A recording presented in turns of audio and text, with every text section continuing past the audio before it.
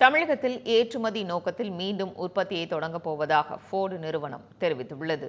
Ford நிறுவனம் வருவாய் இழப்பை சந்தித்ததால் இந்தியாவில் அதன் உற்பத்தி ஆலைகளை கடந்த 2021ஆம் ஆண்டில் மூடியது. அதே சமயம் வாகனங்களுக்கான உதிரி பாகம் விநியோகிக்கப்பட்டு வந்தது.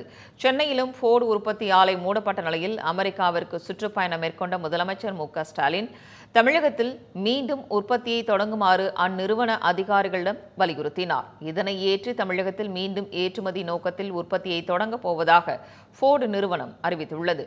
ஏறத்தாழ 3 ஆண்டுகள் கழித்து ஃபோர்டு நிறுவனம் தமிழகத்தில் செயல்பட உள்ளது குறிப்பிடத்தக்கது.